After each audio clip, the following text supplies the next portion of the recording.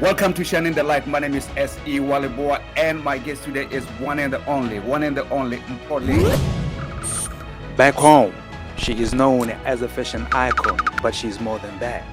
Based in Lagos, Nigeria, Mpho is an accomplished publisher and a sought-after interior designer.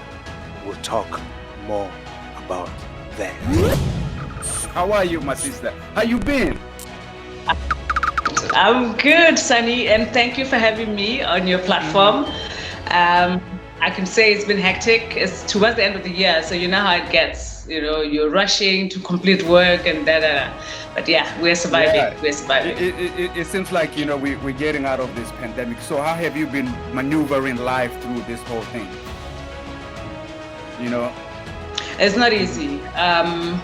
I think when it first started, we thought it was something that was just temporary, but it has come to show that it's not. It's here for a while.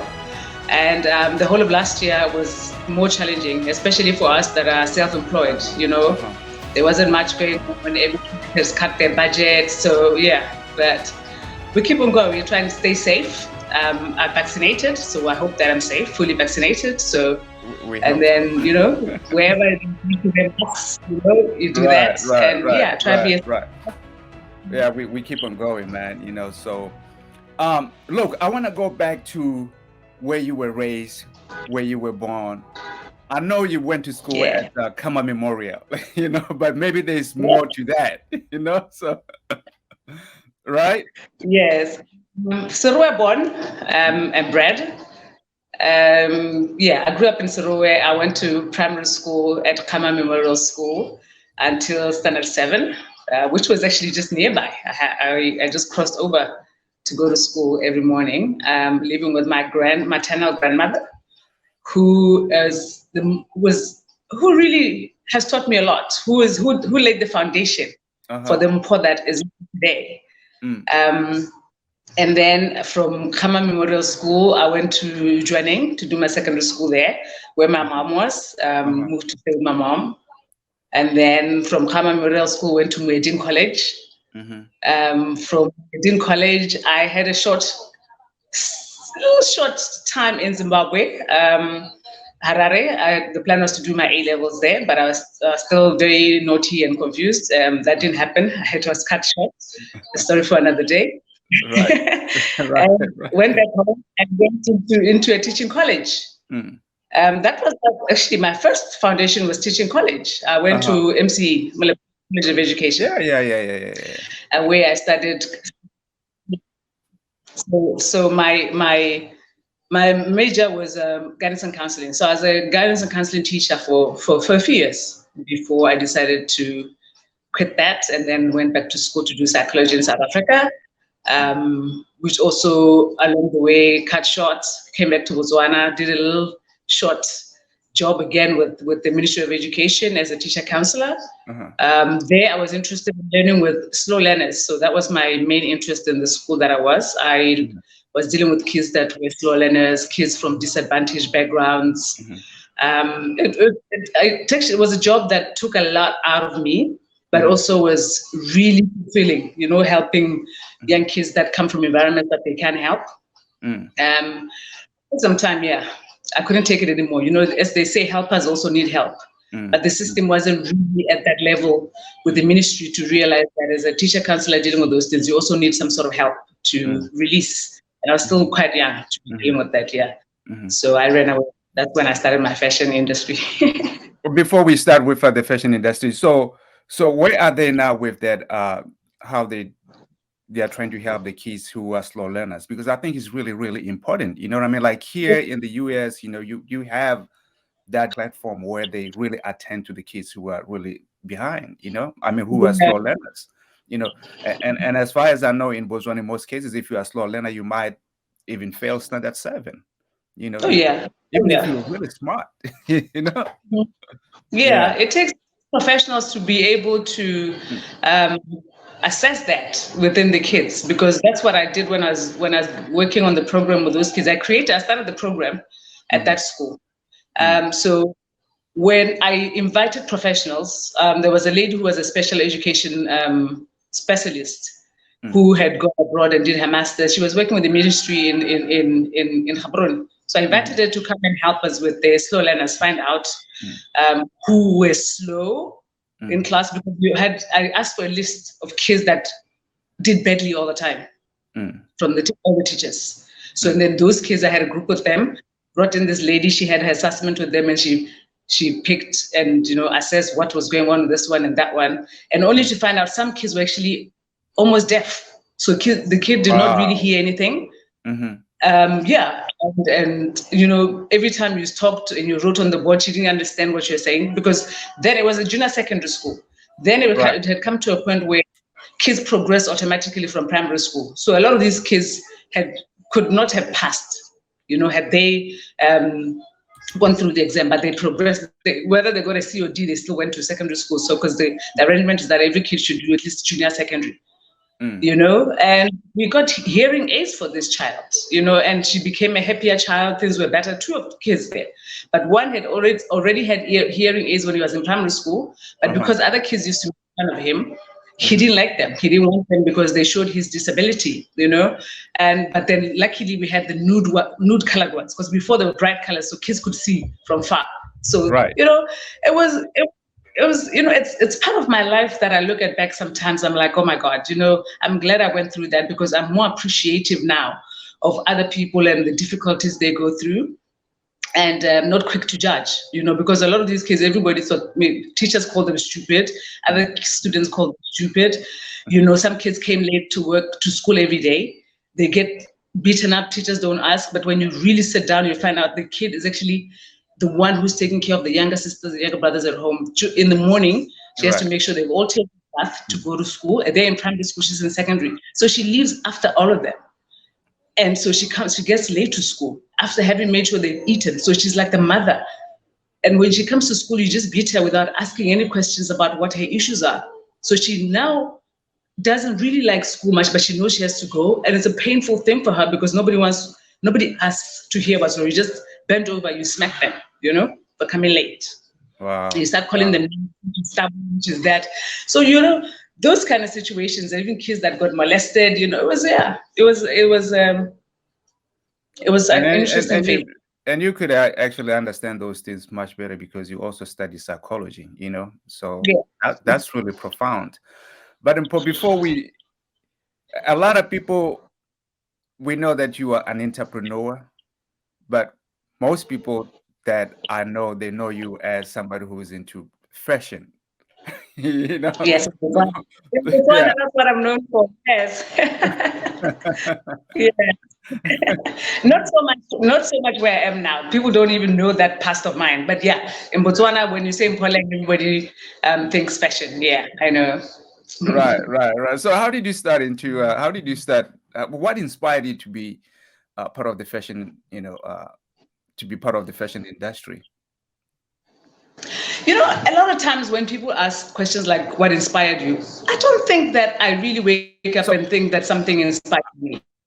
Okay. Did I'm you just look one of those people that,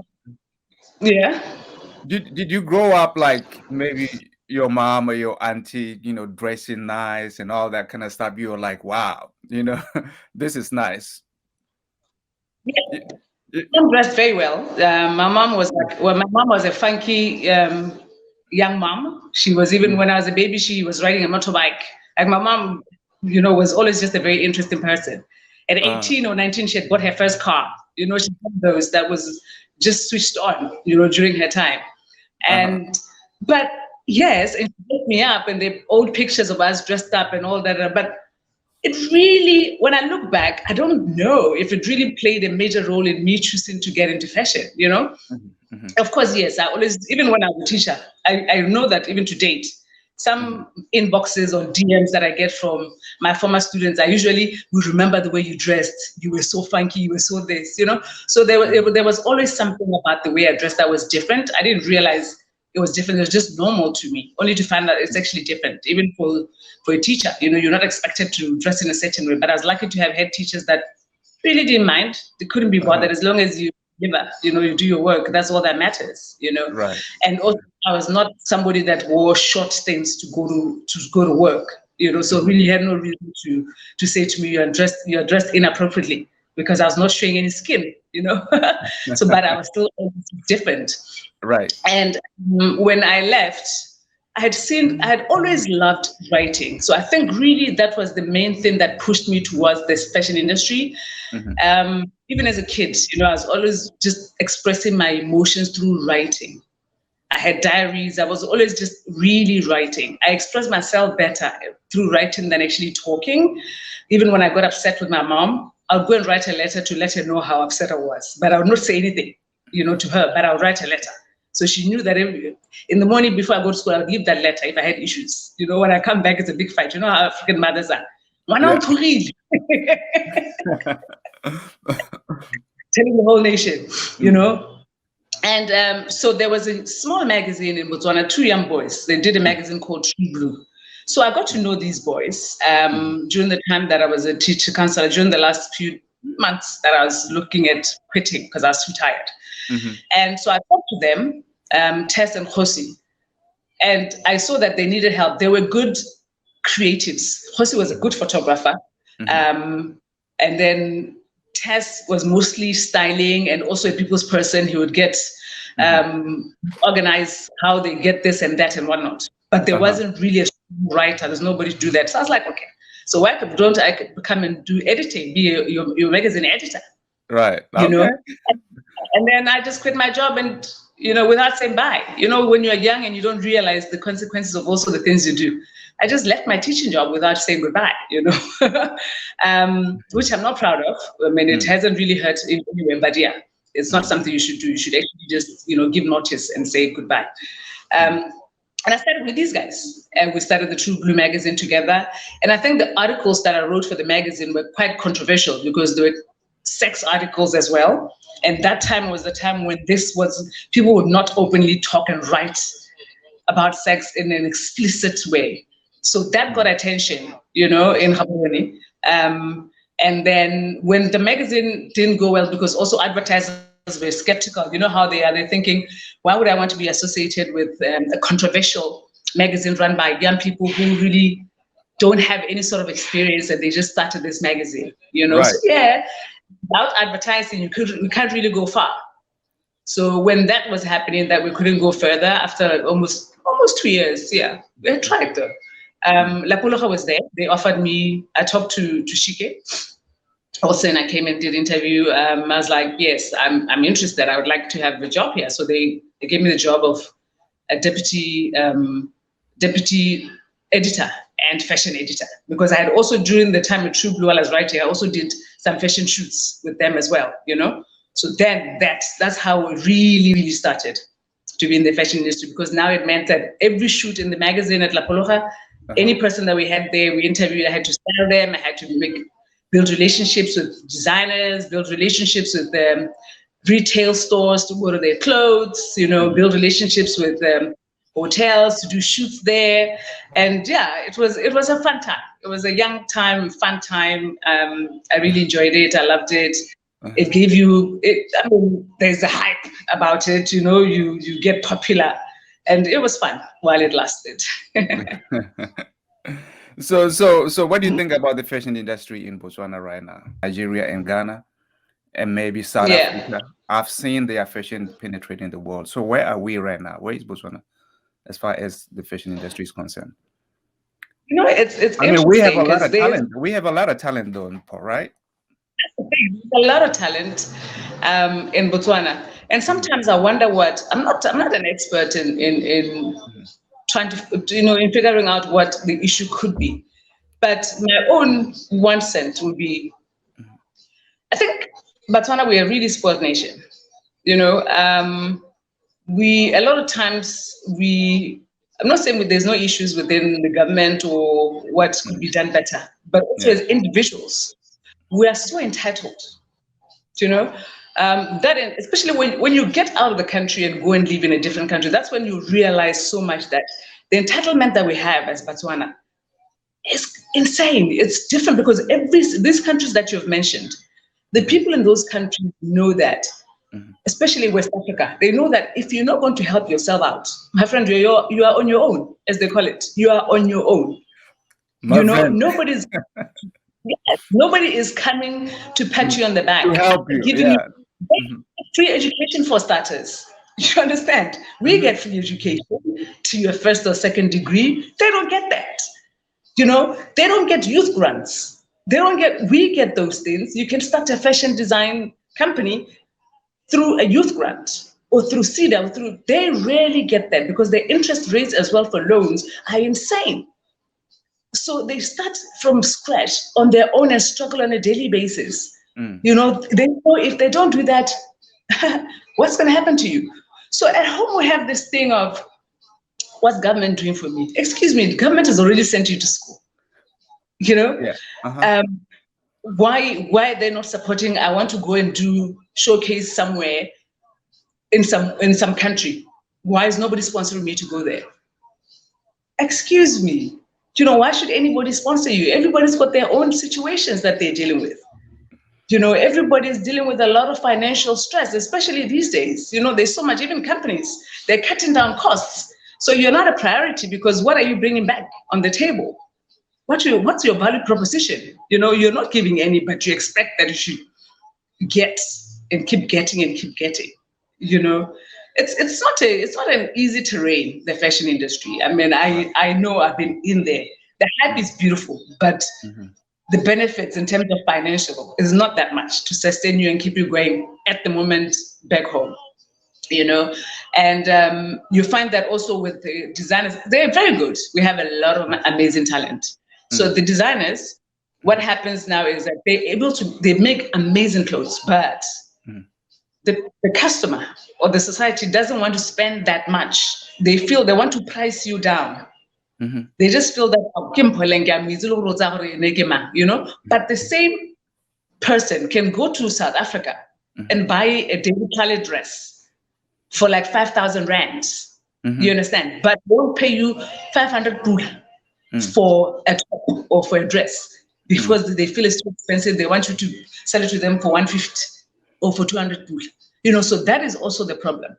So it doesn't help them to grow because, for starters, you buy the fabric, you pay for power, and then you pay your tailors. So there's a lot you spend in production. So therefore, you should make your money back. And so you put the price that helps you to get profit and be able to pay your staff and be able to pay all these things. So, and those people are not willing to understand that. They just feel that every day, we're at Primi together or wherever it is, drinking together.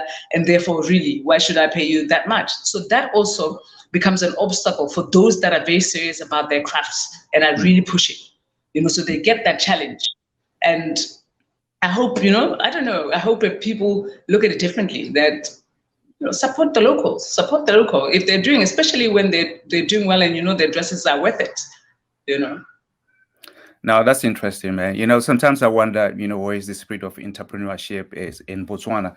Because I met one young Nigerian. He said he started, selling mangoes or oranges like in the streets, but he was always thinking like, I'm going to scale this thing up. This is not just for me to make like, few bucks.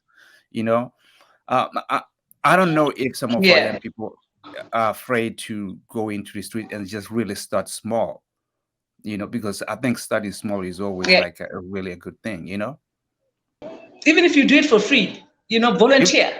Even if you do it for free, volunteer. I started volunteer. Yes. Yeah. I started volunteering myself. That's how you learn the ropes. Huh? I said that's how you learn the ropes.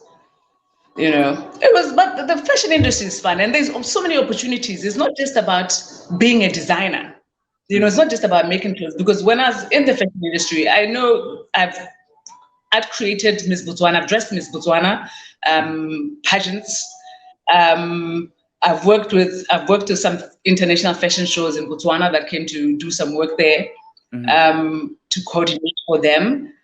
I've styled for adverts, work with advertising agencies, source models for them, style the models for them, and then you get paid for that. I've done what? I've styled the diamond trading companies. They have this jewelry, the jewelry design thing. I forget the real name of it. The jewelry design annual competition. I've styled that. So you have so many opportunities. There's so many things that you can get into. You can even work for a retail store to learn also about buyers and how to do this and that and get into that. You know, there's so many, it happened like recently here, there's the Lagos Fashion Week was happening. And I saw a lot of young people that volunteer just to be runners because that's the industry they're interested in and they just want to learn. You know, even those that are, you could be a fashion photographer as well. You know, those ones also, they go there. And even if they're not part of the paid crew, you know, they go there and do their shoots. They build a portfolio for themselves. And say, I did and went and shot at this event, that here are the pictures. You know, just think out the box and just do things and you know, you grow. And also, it's not just about being in Botswana only. You as Botswana, you can leave the country and go and do it somewhere else. I love that. You know, there's nothing, if you find that the environment is not conducive, you're not growing in the environment, you know, make a plan. Go anywhere, even if it means Zambia, even if it means South Africa or Ghana or Nigeria or wherever in the world, you know, even America, wherever in the world that you know, there's maybe somebody you know that you can live with for a few months while you find your feet, right? You know? Talking about moving to another place or to another world, you are not afraid to take a risk. A lot of people, you know, they're afraid to take risks. But I find risk is something that is really valuable, you know. So why did you choose to go to Nigeria?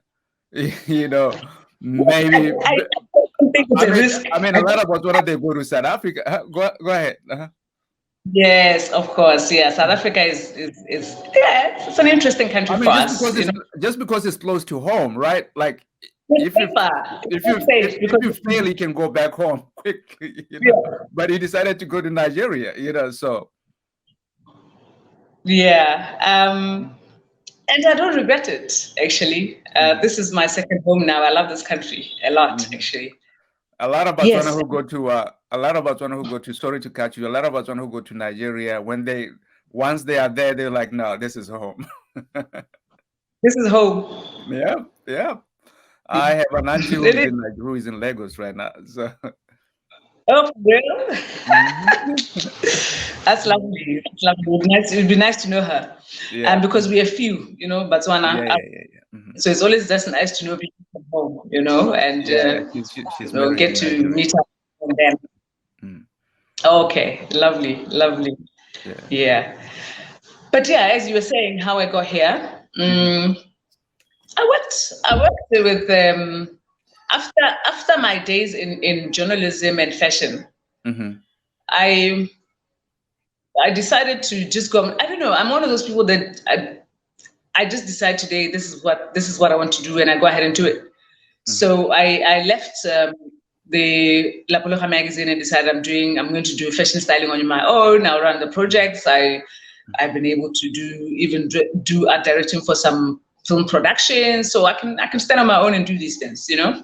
So that's what I did, and then got a page on the Voice newspaper, a fashion page. That was a column. That was a weekly column called Mpho the Fashionista. So I think that one also got me known across the country because the Voice is like one of the most read newspapers in Botswana, you know. So of course that page was popular.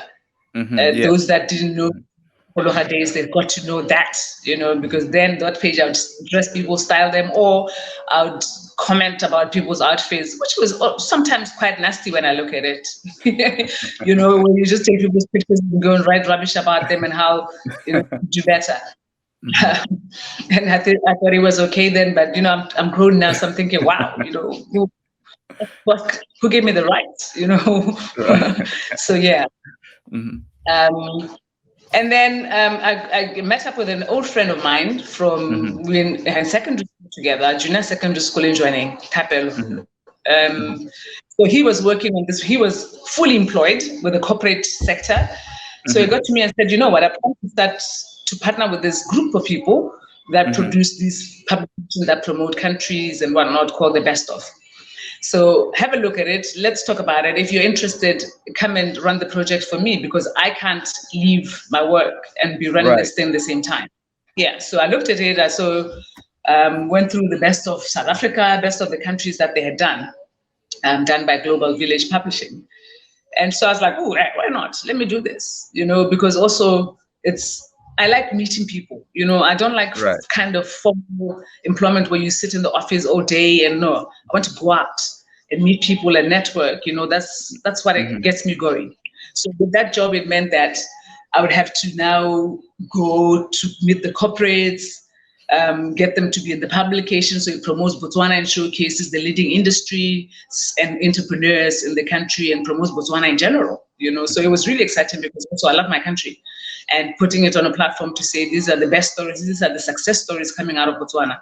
This is the good that is happening, despite anything else that might be going on, but we still have a lot of good that is going on. Here, people behind it, and here are the corporates behind it as well. So yeah, I jumped into that one, and we did the Best of Botswana Volume 1 together. And while we were doing that, I got to know that the company is in different countries all over Africa, but there's no presence in Nigeria. So, and I had always been interested in Nigeria. There was just something about Nigerian people that excited me, you know, just their confidence, that borderline arrogance. You know, it was just like, ooh, these people. I wanted to come to the source and find out exactly what it is about these people. You know, they're loud, you know, they can't themselves. So they get into one, you know, a Nigerian has entered, you know. Yeah, they have a swag to move around. Yeah. And then fortunately for me that time, my cousin Percy Radikladi was working here and was MD for G4S, the security company. Yeah. So I contacted him. I was like, yo, cuz, I have plans. I would like to come to Nigeria and just have a feel of the place and see if it's a place I can be able to survive in. So what do you think? He's like, so why not? Come. You know, my home is your home. You know, so I was like, okay, great. Why not? So I told the guys I was working for, I said, okay, guys, none of you is interested in going to Nigeria. I see you all are fearful, so I'd like to go. You know, let me go there, maybe look for a local partner, because the publications usually get a local partner. So maybe look for a local partner, help them understand what it's about, do training, and then I keep on coming to Nigeria in and out, you know, that sort of thing. So that was the agreement, that I was just going to continue working for them. And this was after the first issue that you worked in. The first issue of the Best of Botswana, yes. That was after we had even done the launch, you know, everything had gone well, everybody was, you know. So why not? So yeah, they gave me the opportunity to come to Nigeria. I came, I stayed with my cousin. I, you know, found my way around, checked the place out, because I'm one of those people that gets into a place. I'm not going to act like it's my first time. No, I come and walk in like I've been here before. And Nigerians are very confident people. So if you're not confident, they will swallow you. You know, they will swallow you and they'll trample, and you'll feel out of place and you go back home. Right. So I enjoyed it. I was like, okay, I think this is a place I can live in. I think I can survive around here, you know? Right. And they like foreigners. Really, one thing I'll tell you, that is one thing that also has kept me in this country, is the Nigerian people. They're so welcoming. It's interesting how you have two opposites of Nigeria. You know, it's two extremes. Nigerians around the world could be known for other negative things, you know, but then when you come in here into the country, as much as you might get bad press internationally about what's happening here, but there is something about the people. The people are just so warm and, you know, welcoming and kind. And, you know, they're quick to say sorry. You know, sorry is not a big word for Nigerian people. They apologize if you're upset with something. They apologize, even if they don't know you in the streets. If anything happens to you, everybody's just like, "I'm sorry, ma." You know, it's just like, oh my God, they still have that say to, you know, towards other people. So it's just so. Say to, okay. It's just that humaneness. So it's really comforting as well when you're in a foreign country and you get that, you know, it's like, oh wow, you feel at home, you know, you feel like you are with your people. Yeah, so that's how it started. And yeah, I can go on and on about Nigerian people, so let's stop there and let's talk about the work. No, I love it. I just did an interview with Dr. Dede. You know, and you know, they focus on Boto Setu and all that kind of stuff. She's a psychologist, right? So I love that concept. You know, it's always interesting, even over here when you meet Nigerian people. I mean, like, when people talk about Nigerians, they will tell me, "Oh, Nigerians," this is because of what they read, right? For you to understand the people, you should go to their sources, you go to their land and really understand them. Mhm. You can't just say, Nigerians are this and this. You have to go over there and see. I know Nigerians are really, really good people. You know what I mean? Um, Mhm. just like over here, if you are in Botswana, you can't just say, "Oh, everybody is like Snoop," or people work hard. You know what I mean? Like it's not like Absolutely. everybody is running around like doing whatever they. People work hard. People go to work, put bread Absolutely. on their table, and so forth. Right? I think the best Yeah. thing is to really go to their land and really understand them. Right? They work hard. And I'll tell you this one Mhm, impressive thing, they keep on improving themselves. I mhm, remember the time when my driver mhm, was driving and studying at the weekends. He had mhm, classes weekends mhm, because he wanted to study to become a pastor or something in church. You understand? mhm, Right now, the girl who works in my house, mhm, she goes to school part-time. mhm. Wow. She's you understand? She's Mhm, doing media communications part-time, and she comes to work because she knows her parents cannot afford to take her to university, so she has to get a job to sustain herself. And so she comes certain days of the week, and the other day she's at school, so she's not coming. So you understand? So it's those kind of things that you look at this young girl, she could, you know, just be saying, I cannot be a house girl. I'm a university student, this, that. But no, she's got focus. She knows what she wants. And she mhm, knows that to be able to get what I want, any job that comes, that's a decent job, let me do it. And she's doing it. And she's doing it thoroughly. I have no complaints with her. She comes, she cleans, she does laundry, and she makes sure that I'm happy. mhm. And we have a good relationship going. And now, I mean, she doesn't even know. I'm planning that when she finishes, I'll probably also employ her to do parts of my publishing work and just do some things. Because I've seen how, and she writes very well as well, because she writes me messages like my birthday, she'll be writing an epistle about how I appreciate you, madam, this, that. Very well written. I'm like, wow. That You that's know, that's wonderful. That's wonderful. We're gonna talk more about Nigerian culture later on. Let's just go back to um, Best of Nigeria was the mhm. first issue you worked on in Nigeria, right? In Nigeria. In Nigeria, right, right, Yes. right. Talk to us about this journey. Yeah. Hmm. Okay. So with this journey, I found who we could have partnered with. Hmm. But the partnership didn't really get anywhere. We didn't progress for many other reasons that are not necessary now. So, and instead of, I'm one of those, I thought to myself, I'm not going to go back home and say I failed and tell my group that no. So I said to them, guys, we have not been able to get this partnership with this person. Okay. Hmm. So why don't I become the partner, the local Hmm. partner for you guys, not your Hmm. worker? And Um, we're talking Best of Nigeria right here, right? In Nigeria, Yeah. yes. And they said, "Mpho, are you sure?" I said, "Yes, I think I can handle this." Yeah. You Okay. know, and because they had seen me handle the Best of Botswana, the Volume One, and also I think they have nothing to lose. If it doesn't work, then hey, you go home. That's it, really. So why not? Let's give it to Mpho. Let's try. Let's see what happens. Yes, I went on the ground and hit the ground running, as they say.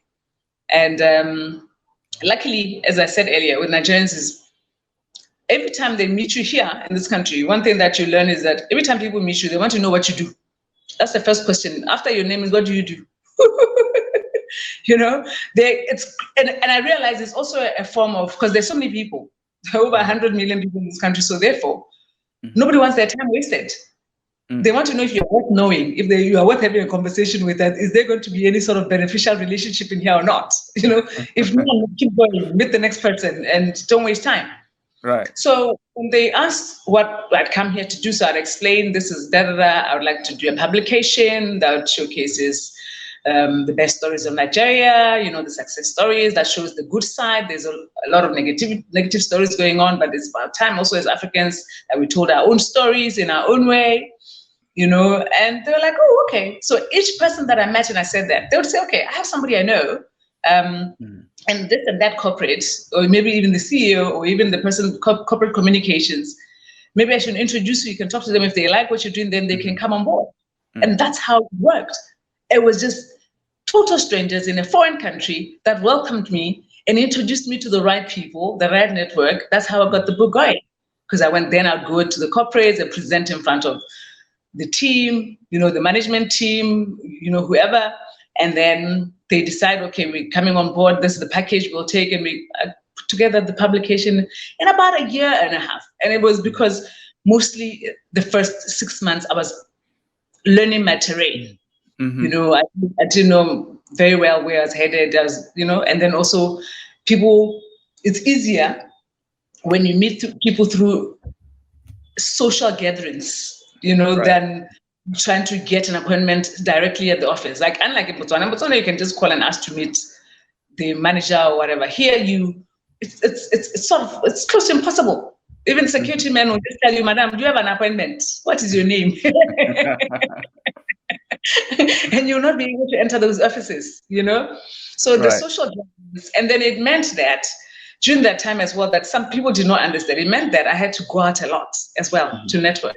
But to everybody else, going out a lot means you party too much. This girl who in Nigeria, she's just partying all over the place.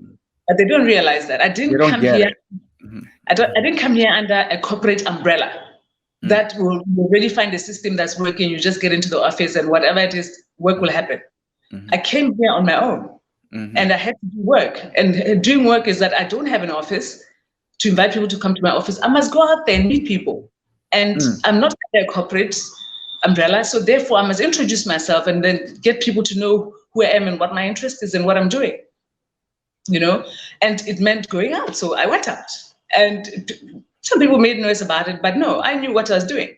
So when the first book came, it's like, oh, okay, so this girl is actually doing some work. You understand? And I did quite a nice launch also of the book, and so that's how it started. And so as they say, I love the book. I love the book, man. I went through it, so I think it's a beautiful piece of work. Thank you. Yeah, but Nigeria. Let's just talk a little bit. Nigerians are really, really, really good. Are really go-getters. It's kind of hard to beat them at anything. Absolutely. But you were able. but you were able to beat them at projects like for the NCDMB. How did you do that? I don't call anything beating anybody. The piece of pie is big enough for all of us. Do you understand? Okay. I like that. Yeah. It's big enough for all of us. It depends on what you're bringing on the table. If you come to a client, and that was because I did the first two books that I did, the two best. I did volume 2, the Best of Nigeria. Yeah. I did it having partnered with guys, and then for the third book that I've done now is an industry-focused publication, because the previous ones were promoting the country as a whole, so all the different industries were featured. So this one is industry-focused. It's oil and gas. And the book that I did now is the publisher. Mpho Laing as the publisher, by herself, but also contracted my former partners to help with the production, and it's not about beating anybody. It's about coming to put up a proposal to a client and say, okay, I've gone through your website. So you say the pie is big. It's big. The pie is big. The pie is big enough for all of us. So just find your little piece.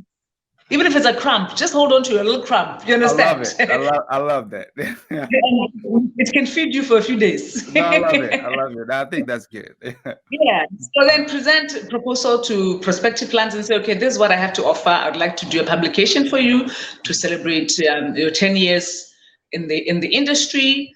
And then we look at the history of where you're from and where you are today and what the plan is, and they thought it was a good idea. They've seen their previous publications. Yeah, I got the thing to do the publication for them.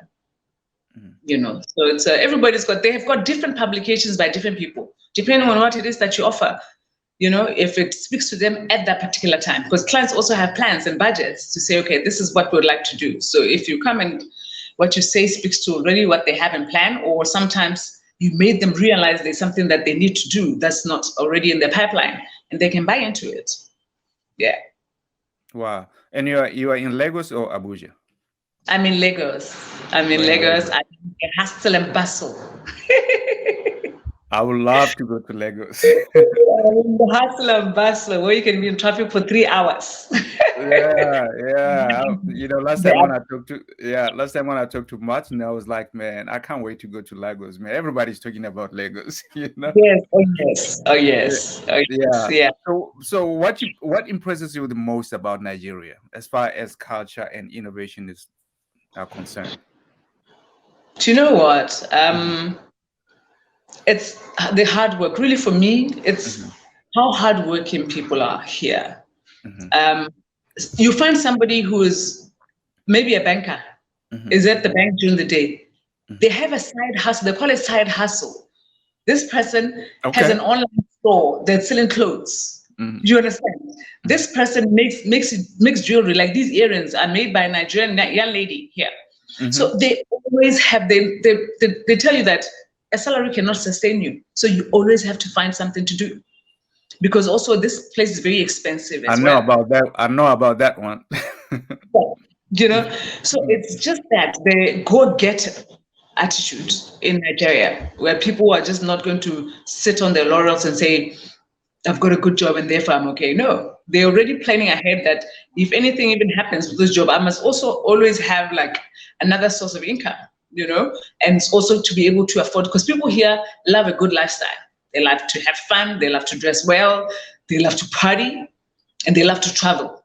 So therefore, to be able to have all that kind of money, my friend, you must do something, so, because your job is not going to be able to, sustain all that. So you must do something.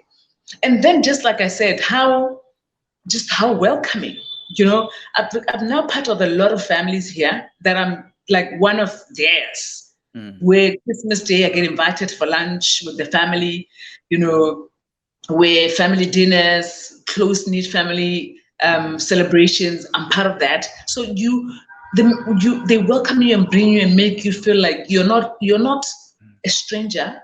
You're not even a foreigner anymore. You're part mm, of us. mm. That's I love that. I love that, and I just love how proud they are of their culture. Like Nigerians love their food. You understand? Nigerians love their food. There's not, to them, it doesn't matter which country they go to in the world. That's why you find Nigerian restaurants everywhere in the world you go to. There's Mm, no way you'll not find a Nigerian restaurant because Nigerians are everywhere and they love their food.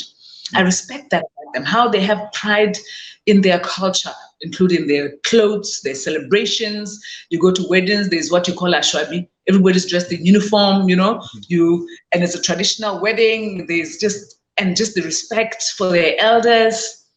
You can't just come and talk to an elder like you're talking to your age mate. There's a certain way that you greet them.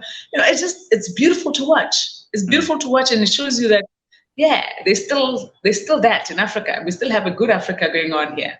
What You about the know. Niger music? The Niger music.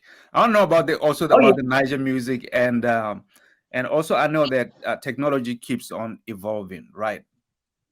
Oh For yeah, you definitely. to learn more, to know more, I think you should, Mhm. move along with technology. Are Nigerians doing the same? You know? Oh, Nigerians are actually quite ahead when it comes to technology. You Yes. find that a lot of the fintechs here. Do you know Yeah. how many companies in developed countries are investing here and buying partnerships with Hmm. these young people that are in the tech industry? Hmm.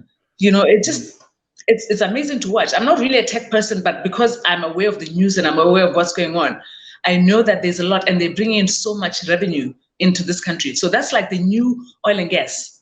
Tech is the new oil and gas, and it's run by young people, and they're leading it, and they're actually doing their thing. There's a little area in Ikeja on the mainland, Hmm. that is called Computer Village. That's where you find a lot of these young people that are in the tech industry Mm. that are just doing their thing, and your what's his name? The Facebook guy has come here as well. Mark Zuckerberg. I think they have Yeah, a yeah. he's come here. Yeah, Mhm. because those kind of people don't come just because it's fun to come. It's because they know something is going on. Right. They know something big is going on. It's worth billions and billions of dollars. The industry here. Yeah. You know, Yeah. yeah, it's Yeah. it's No. amazing. The reason why I love it is that it's led by young people. They're the ones that are really leading this industry. So it's really helping out in Mm. terms of the economy as well, and Yeah. getting them off. You No, know. I talked to somebody. I interviewed somebody, and she's in the Mm-hmm. tech industry. She's more like an investor, and she was telling me that Nigeria is the number one country as far as tech is concerned in Yeah, Africa. You know, Africa. It used to be uh, Kenya. No, they've and taken and over. then Kenya. Yes, yes, yes. So Niger music is also evolving. You know, I see a lot of people even here in the US that are beginning to gravitate towards the Niger music.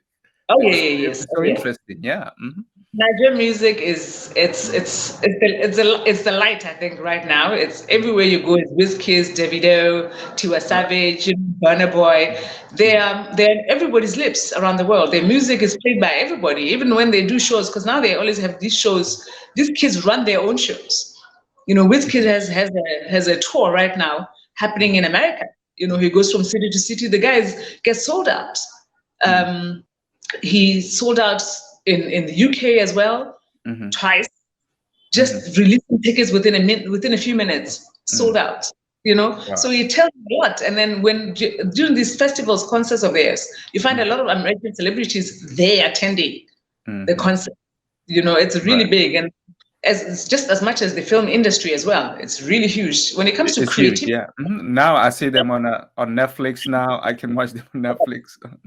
Yes, and they have partnerships with Netflix, different Mhm. people. So when it comes to creativity, you say fashion industry, music industry, you come to tech, the innovations there, you come to film industry. Nigerians are taking over the world. They're Yeah. taking over the world, you know? And these are just individuals coming together and deciding this is what we want to do, and they go ahead and do it. And most of them with no funding whatsoever from anybody. They start from scratch Wow. and they get to that. Yes. Wow. That's wonderful. Before we talk about other things that you are doing, Paul, I've seen you. It seems like, and I can see that you've been growing into this wisdom. You know, called Boto. You know, so how do you That's treat? Yeah, yeah. I think it's really, really just have it important before. because how do you Sorry for treat another. people? Yeah, how do you treat people around you, even those who are struggling to put bread on their table, like people who are real? How do you treat them? You know? Usually, that kind of information is best when it comes from those people, because we can tweet our own horns Okay. for nothing, you know. Um, but when I look back, I say to the one thing that I've learned from my late grandmother, who set up the foundation for me and brought me up my few years of my life, is treat everybody just as beautifully, and I think I'm at a point where I actually do that. I think I do. I believe that I do. I feel I cringe when people speak badly to service providers. Yes, it gets to me. Like, why? Why are you so mean? Why are you angry towards the person? It's always like, this is also a human being. Just because they're cleaning after you doesn't mean that they're trash. And therefore, they should also be addressed respectfully. You can get upset with them when they don't do things the way they're supposed to do, but it doesn't mean that also you should insult them and call them foolish person, stupid, this, that. And to know that you treat people well, I think, is that even where I go and braid my hair, when I come in, everybody's excited, Exactly. and Exactly. they know I'm going to joke around and say things around, and everybody will be like, because what is it? I think also it's a Setswana thing, though. And when you come back, they are happy to see you, not just because they are going to get some money from you, but just you come in, they are happy to see you, right? And they'll go out of their way to assist you in times when you need assistance and you come. For example, they're closing, they've closed and you come and they know you. They're happy to open for you because, this madam is a good madam to us, This I mean, madam. to a point where you do some good things for people. You do some good things for people, and it's not necessary to talk about them because I'm one of those people that doesn't like to really talk about what you do to give other people, because it's giving out of the goodness of my heart, and they're happy, Right. so they can talk about it. It's not my place. Yeah. That's good. That's good. You did a document. I forgot to ask you. So let's just go back. I forgot to ask you. You did a documentary years ago in Botswana. What was that documentary? Because my cousin was telling me about, oh, we want to bring this documentary. We want to bring it to this and this, and Yes. this is the wonderful. We've been working with him, Paul. This is, she's great and all that. What was the documentary about? Was it like about women? You know? Yes. We used to, because back in the day, my hands were in different pots. So I worked with three other young people, Rox, Lepang, and Skebo, your cousin, I believe. Yes, yes. So we started working on this little program called Mossadi. We called it Mossadi, and the first year we did it was to celebrate women in the arts in Botswana. And that celebration of women in the arts, we did it during the International Women's Day in March. And the idea was that a lot of women that are in the arts in terms of music, even fine art, whatever form of art that women are in, they don't usually get as much mileage as the men. Even the female DJs or even female music artists and stuff like that. So we wanted to give them a platform and invite the corporates and everybody so that they can. We had like an exhibition. The ones that sell stuff were there, and they didn't pay for the stall. They just come and sell whatever it is that they sell, and so they make a bit of money for themselves. They also, meet people that they would not ordinarily meet, because we had those. I think the first one we had was at the Gap Sun, and invite the top women in society and just the corporates to come and celebrate with us, and just the fashion designers showcase, female models come, various sort of things. And then after we did the first one, it was good and successful. We thought, okay, we can't just do this and let it go. What else? So that's when we came up with the idea of a documentary and said, okay, let's shoot a documentary where we interview the women that were maybe the first in whatever they're doing. But along the way, we mixed it up with, to say, okay, then we should not just make it look like it's just the elite, the creme de la creme of society. So we brought in a few other, So we did the major first women that we interviewed. We interviewed Unity Dawa as the first female judge. We interviewed the late Mphos as the first. She was one of the first female publishers. Because she did that, and also like one of the first few MPs, female MPs in the House of Parliament. We interviewed Atalia Molokome as the first female Attorney General. We interviewed the late Beata Kasali. She was active in HIV/AIDS issues. She was also a female publisher during a rough time as well. And then also there's a lady, I forget her name. She's been living with HIV/AIDS for many, many years, and she also now she lives in Old Naledi and runs like a little school for kids who come from affected families and infected parents with HIV/AIDS. So she runs that, and she's been doing a lot of amazing work. Some kids. She also has like a house there that some kids who are orphaned because their parents died of HIV/AIDS. She's given back where she herself is a carrier of the virus. So it's always just amazing to watch. And then there was another one. I don't remember but that was the documentary that we did. So the plan was that we want to encourage women, because these women, I was interviewing them actually. So they were given their story from their background to where they are now, so that as young women could see that you're not really necessarily born with a silver spoon, or that things were easy for you. They even when you were born with a silver spoon, because some of them were, but there were still, hurdles that they had to go through. Especially as a woman. Exactly. But they still went ahead and just didn't give up and became who they were, that all the other girls looked up to. So it was really just to inspire and encourage other young women to say, this is it. And also for the men to also look at it and respect women in a different way and see them. Because sometimes, as you know, progression of women can be looked at differently. So just for them to know that, yes, this is what these women have done, this is what these women went through, and this is where they are. So they're women to be reckoned with, Right. Yes, we did a premiere for it at Capital Cinemas, and it was a success. Oh, that's wonderful. Because sometimes people think that, oh, this woman must have done something for her to be where she is. People work Yeah. hard. You know what I People work mean? hard. People work hard. Women work hard. Mpho, I'm excited to see the Innovate Legos. Yes. Yes. So you're working You know, on Innovate Legos right now, right? yes, and I don't usually like to talk about my work before it's done Okay. because So this is something, but yes, I can just say a little bit. This is something that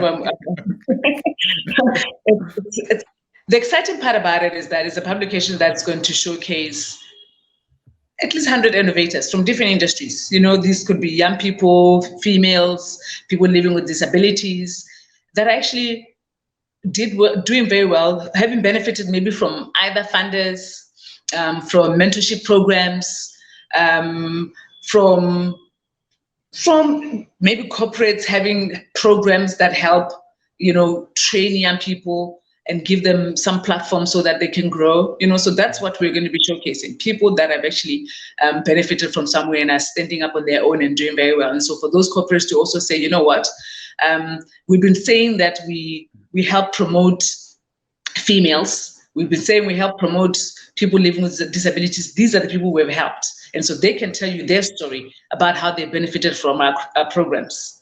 And then that also is not just for the story to end in Nigeria, in Lagos, is that because we're doing this, the partners that I'm with, they're doing these books in many other countries around the world. So it gives them a platform to now be able to communicate with other innovators in other countries, and also opportunities for investment. Because some investors sometimes want to find out, okay, what's going on in Africa, what's going on in Nigeria, what's going on, So now they have, because sometimes also it's about trust. Okay, can we talk to these people? Are they real? Is it true? But when they see them in such kind of platforms, they know there's credibility, and that also helps to bring in the investment, direct foreign investment into the country. Yeah, so I'm excited about that, and I'm also talking to another city as well to do the same in another city here in Nigeria. So yay, the year looks like it's going to end well. Are you going to be doing Abuja or what? I don't know. I'm not going to say. You'll find out. Now let's talk about your designs. Oh my word! You know what? That's my happy. I love the designs that you have done at those. I don't know if those are hotels. Are those? Is that a hotel or what? Yeah. Yeah. That's my happy space. When you start talking about that, that's really, it's my happy space. I've always loved interior, and it's funny how it started, because it started 2 years ago. To do it professionally and where I get money paid. I've always loved interior, and I remember my first apartment when I was a teacher, Komara, secondary school in Gaborone, and the way I finished my little teacher's flat, it was like every time anybody came, I was like, oh wow, So I think I've always had that touch of just loving things interior. And how I got my first project, my breakthrough, because it's not even something that I was thinking of doing professionally, even though I have an ex-boyfriend who actually at some point suggested to me years ago when we were together, is like, I think you should get into interior. I was like, just because, I would always advise and, have my opinions and help people this and that, but just on a friendly platform. Right. So, and I just thought, that's too much. It's not something I can be able to do, and just let it pass. But 2 years ago, there's also a guy who owns a hotel who came to my apartment as a guest with some people. So he looked at my apartment here in Lagos. So he was like, oh my God, okay, who did your apartment for you? So I was like, I did, You set it up yourself? I was like, yeah. He's like, okay, where did you get the pieces? I said, locally. I got some local guys to make them for me. So it blew his head. He's like, how? Like, this is locally made, this, that. And he said to me, you know what? I'm coming up with a hotel that I'm sorting out. I'd like for you to do my rooms. I said, but I'm not a professional. He says, I don't care. I'm giving you the job. This is a small hotel. It's 12 rooms. You can choose how many you want. You can do all of them, or you can choose a small number. Whichever one it is, I can get other people. So I was like, okay. And he had different themes. The hotel is in Victoria Island in Lagos. Different themes for each room. Safari, Moroccan, Zanzibar. Different And so he sent a list the following day, and I looked at them and I was like, you know what? I'm not comfortable enough to take all of these. I'd love to do all of them, but I'm going to take only 4. So I don't want to disappoint. And just because I worked with these artisans to make my apartment doesn't necessarily mean that they'll not disappoint me when it comes to professional work that I'm going to get paid for, Right. So I took the 4, did them. I took Morocco, I took Asian, I took Zanzibar and Safari, of course, because that one was dedicated to Botswana. I even told them the Kalahari Desert. Wow. So I did that. And it was funny because I was the only person who was new in the industry. Everybody else was a professional that's been doing this for years. And even to date, my rooms are getting a lot of props in the hotel. So that's how then it all started, because people come in, they ask who did this. So he referred them to me, and then I've been getting jobs from residential. So now I just finished a hotel lobby in Port Harcourt, another town in Nigeria. At the moment, for this December, it's crazy. I'm doing a TV studio in Enugu, another town. And then in Mphos right now, today I just went to meet up with a lady who's going to be owning a boutique. She's got space. She wants me to do the space for her. She's a fashion stylist, and so that one excited me because that's my home, fashion and da da da. Right. So I'm going to be doing her shop, and then already I've started on doing a restaurant for an old client, and then a lounge, which is a nightclub, which is supposed to be ready. All of these are supposed to be ready in December, except for the ladies' shop. That one is January. So it's a busy December. So I'm just wow. Just working on interior doesn't feel like a job. It's more like self-expression. And I like it when friends just tell me to they come and tell me what it is that they plan to do. Give me the brief, and then let me explore. Let me explore and just come out with my creativity. Let me just, do my thing, So I'm loving it. I'm really, really, really loving it. I'm so happy to be doing it. Are you planning to be aggressive with this and scale it to other countries, or you just want to work around Nigeria? At the moment, it's been 2 years. Last year was a rough year, was a COVID period. So last year I was even supposed to do some work, but the clients cut off. So this year is the one that has really been aggressive. And towards the end of the year now, I have like 4 or 5 projects that I have to finish. And my interest and all of these projects, I make the finishing here through my local artisans. It's instead of buying imported furniture, because that's more expensive. So, and I pride myself in buying local and also helping the local artisans to grow in their craft. It's giving back to the country, instead of spending the money out. Right. The system. So that's really, I'm really happy about that, to play a role in the Nigerian economy at my small little level, Wow, that's wonderful. I was talking to my homeboy Jeff, and I was like, I think Jeff, I think Mpho will really inspire you, man. Because Jeff wants to do the same with the Botswana, but she wants to use stuff from Botswana, material from Botswana to do some interior. But I know Jeff. Sorry, can I have Jeff, the one who used to be in Trouble Monks? Yes. He's a interior designer, right? But yeah, I think he's a furniture designer. Yes, I think that's why he studied. No, he studied interior. Yeah. Can do that. And that's what I want to do. That's the plan. That's what I want to do now. Because I was saying, I really want to get into furniture making fully, like make it my craft, do the furniture production and interior decoration at the same time for my clients. Then that is more lucrative as well when I just have my own factory. I would love that. That's really the plan. I hope that with time. So let's talk about why mentorship is so important. Do you know, it's so that people don't make the same mistakes that we made. That's one of the first things, really. Don't make the same mistake that I made. I'm here so that you don't make the same mistakes that I made. Mentorship helps you because this person is a person that has experienced what they're talking about. You're in school or coming from school. So you're coming with theory. This person has gone through the practicals of life. So it helps when they now share their stories with you, which are real stories, and also help give you direction. They're not going to force you to do this and that, but just help you, give you direction so you don't go through the same mistakes that they went through. It's really, I think it's one of those most important platforms that has ever been created. People need to do that. A lot of corporates need to do that. And as individuals as well, running your own businesses, young people that are coming behind us, that somebody wants to now explore and get into a certain industry.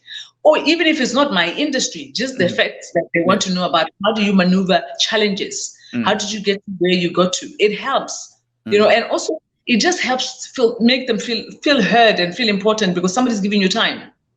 Because as human beings, we want to be known, we want to be seen, you understand? So the fact that that person that you hold in a high regard gives you time, it changes your mindset. You refocus because you're like, I cannot disappoint this person. Sometimes that's what you think, I cannot disappoint this person. So that gives you the drive also, to do better for yourself, So yeah, that's wonderful.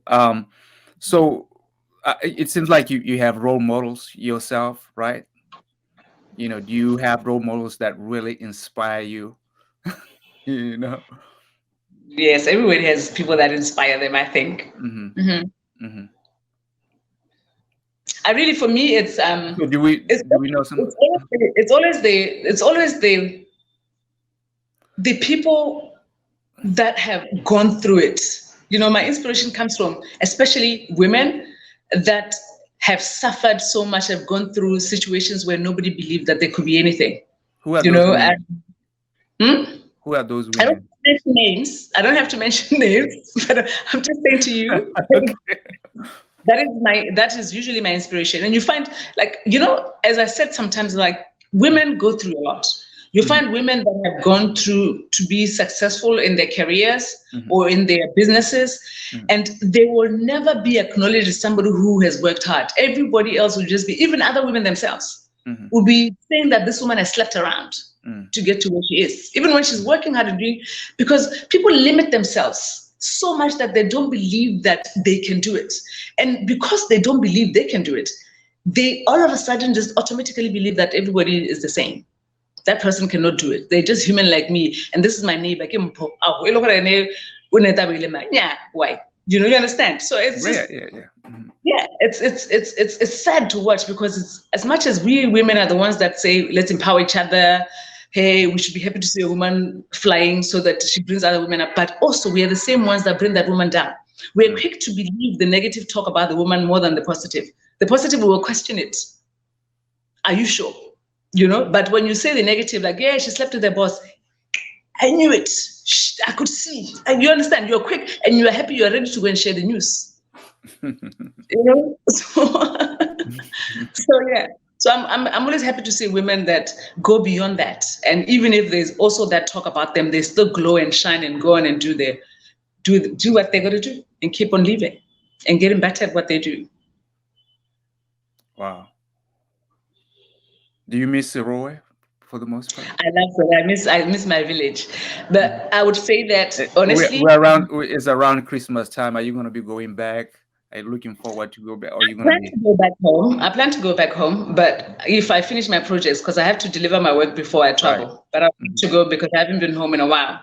And really, Soroe for me really was my grandmother was my Soroe reason.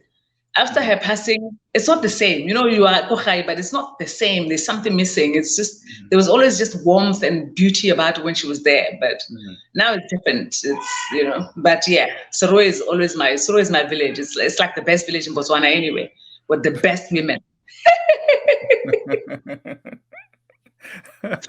Okay. And the most beautiful women too. So, your message of hope. Message of hope. Usually it's like, for me, the one thing that I always say is, let not borders be your boundaries. Let not borders be your boundaries. You can be anybody anywhere. Even if in your society or in your community, nobody sees you anything, you can be somebody somewhere else. You can be appreciated to be a better person somewhere else. as they say, usually the doctor is not appreciated in their own village or whatever. I forget the saying, but it's this one. I forget how it's said. But when you go elsewhere, you get appreciated more than in your village. Because when you are in your home, people remember all your weaknesses and they put them together, and it becomes hard for them to see you beyond that. You know, and your mistakes. It's for them to see you beyond your mistakes and, you know, what you've gone through. But when you go into a different environment, it's a new leaf. You're a new person. They're getting to know you as that person that comes there now. So if it's not happening at home for you, pack up. Go and be somebody somewhere else. I am actually proof of that. Thank you, Mpho. Thank you so much, Sunny. It was lovely talking to you.